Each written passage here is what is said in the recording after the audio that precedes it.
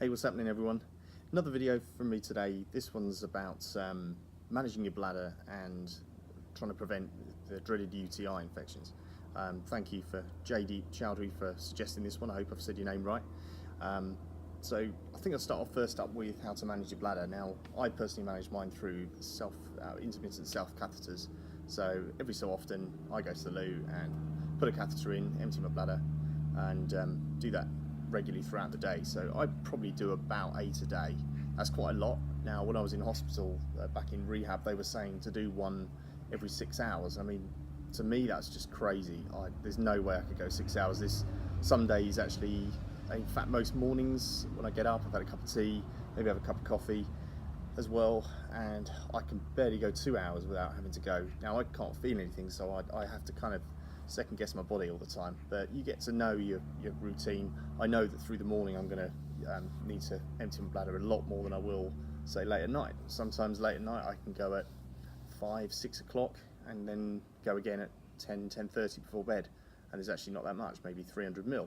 But then in the morning I can go at, say, about 10 o'clock, having got up at 7ish, and had done a catheter as soon as I've got up, and I can have 800 ml in my bladder. I'll probably hold maybe up to a litre maximum in my bladder. That's me personally. I'm not suggesting everyone should do that. I think they try and aim for about 500 ml when you talk to the urology department at your hospital. That's the maximum you should hold, but yeah, we're all different, aren't we? And that's what I can cope with. So in terms of managing your bladder, yeah, there's all sorts of different ways. There's sheaths you can wear, and actually I put a sheath on and connect it to a night bag at night, because it then prevents me having to set an alarm at night and get up. I've started doing that recently, and it's been a real godsend, to be honest. I've had plenty of accidents before where you just can't quite guess, with the fluid coming out your legs and what you've drunk through the evening or whatever. Even being careful with what you drink, sometimes inevitably accidents happen. So for me that's been a real godsend. So I would highly recommend that if you're having problems at night. At least it gives you that peace of mind. And apart from that, really, I mean, it's all I say is learn your body, learn what you put in is going to come out. I like to keep very hydrated. I drink a lot through the day, and as such I have to go more regularly, and other people won't necessarily. I have got another video on the catheters I use if you're interested in what types I've found have been quite good. I use two in particular, but refer to the other video if you want to go through that. I haven't really got much more to say on how to manage your bladder, but that's my personal experience, and personally that's what I do. So going on to the UTI infections, I've had a few. I don't generally tend to get them that regularly, but I have had 2 recently. The last one I had was about a month ago, and prior to that had been well over a year since my last lot. And actually that was kind of, having gone through hospital, gone through rehab, I was struggling with them. I just kept getting them one after another, always coming back as the E. coli strain. I'd go on a week's antibiotics using nitrofurantoin, instantly it'd get rid of them. A week of that, taking them morning and evening, give it another week and it'd be back, the same strain again. So eventually I ended up going on a long-term, or a 2-month dose, a small dose for 2 months. That cleared them up. And also at the time I'd done some reading up on it because it's all new to me, and started taking D-manos. So I've got a couple of examples here today. That's one, that's 500 milligrams, and that pot there that I bought recently, and these ones, which I haven't actually really used yet, 1,000 milligrams. So all this is a simple sugar essentially, and from what I've read, from what I understand, what happens is your body dissolves it, goes into your bladder, you pee it out. But it's a bit like using soap on your hands, I guess, as a good analogy. The rubbish bits will stick to it and you'll weed out, rather than what is the bacteria essentially sticking to the linings of your bladder and causing the UTI. It will stick to that more readily and you'll weed out. So I've never had, touch wood, no wood around apart from that big tree which I can't reach, I've never had a UTI since I've been taking these. The times I've had them have come when I've been slack and I've not kept hydrated and I haven't been taking them. So I now take one in the morning, one in the evening, just the 500 milligram dose, and the thousands are if I sense that something might be coming on or whatever. So I would highly recommend them. Now, the urologists I've seen, I've had 2 urologists, and both of them have said yes, D-manos has been proven to help with E. coli strains of UTI infections. and that's what I've always had. So for me, they've been very beneficial and they have worked. I've not tried to cure one as such with having it, but I do find them very, very good at being preventative. I've heard people that have said to the contrary, but you know what, they're cheap. If you get them on Amazon, get them on eBay, whatever, give them a go, is what I'd say. More often than not, they seem to work. I certainly swear by them. Yeah, next thing I was going to say is when I get an infection, first thing I notice is discoloration in my urine. It goes cloudy, sometimes get little white particles in it, and that can happen really quickly. It can be fine, one catheter, next one, I've got the issue.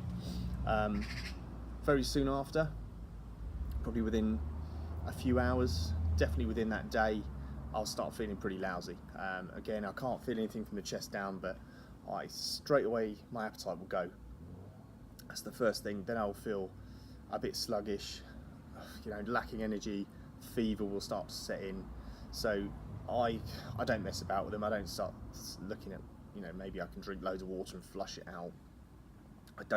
I'm not necessarily thinking that works. It certainly helps, and that is one thing I would say, keep hydrated. The more hydrated you are, the less you're going to have stagnant urine sitting in your bladder. Get it through, you get it out, is what I'd say.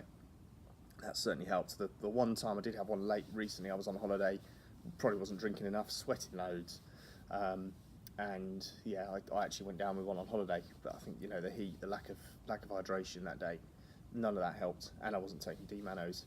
I don't mess about now. I just go to the doctors, get an antibiotic for it straight away. I've also got a supply of nitrofurantoin, because that's always been the one that's worked for me. It's always been sensitive to nitro when I've had the UTIs in the past. So my doctor has kindly given me a bit of a supply of it. So I've got a good couple of weeks supply, so I can get straight onto that if I start feeling lousy, get a urine sample off, get it into my local doctors and get it sent off for cultures, to at least get it kept on the file to know what I've been having, because it might be that one day I get one that's not sensitive to nitro and I have to go and get another antibiotic. But for me, it's pretty obvious. I take one pill, and within a few hours I'm feeling better. So yeah, certainly it's pretty obvious if it's working or not. But they are horrible things. Get on top of them. They can get pretty bad. And in terms of, I've spoken to lots of people about it. I've got friends that are on really long-term antibiotics to try and keep clear of them. They can't get off the antibiotics. I can't comment on that. I'm not a doctor, but maybe everyone's different. We all know that. But what I would say is, don't let them take hold. Get on top of them quickly. Make sure you stay hydrated when you do have one. Get loads of water down you. Cranberry tablets apparently are another good thing, similar to D-manos, in the fact that they will help out with your infection and help clear it. Not really bother taking them myself personally, but others do swear by them. So yeah, feel free. Feel free to give them a go. Other people have said that they don't necessarily know they've got a UTI. They don't have any outward symptoms like I do. Maybe they have slightly cloudy urine, but for some people that is normal. Certainly after a lot of coffee, that could be quite normal. But maybe they get bladder spasms and they just start having random accidents when they don't normally. That's normally a good sign that you've got a UTI. So even if you're not feeling lousy, you're not seeing loads of bits in urine or whatever, go and get a culture off if that's happening, because that could well be what it is. I don't have bladder spasms. I don't take medication for it. So yeah, for me that's it doesn't happen. So I can't really comment on that. I'm just trying to sort of throw some ideas out there that I've learned through experience to help you guys out. But I think I've pretty much covered everything. So as a recap, stay hydrated, try the D-manos, give it a go, take them as preventive. I don't know if they necessarily cure it. Some people say they'd start hammering down loads of tablets and it can help out with a UTI. But maybe it does. I don't mess about with them now because I just feel so lousy so quick, so I get straight onto the medication. I'm not one for medication. I don't take meds at all. But I will always try and find an alternative through diet or through vitamins or whatever. That's just me. But more on that another time. So just have a little think about what I've said.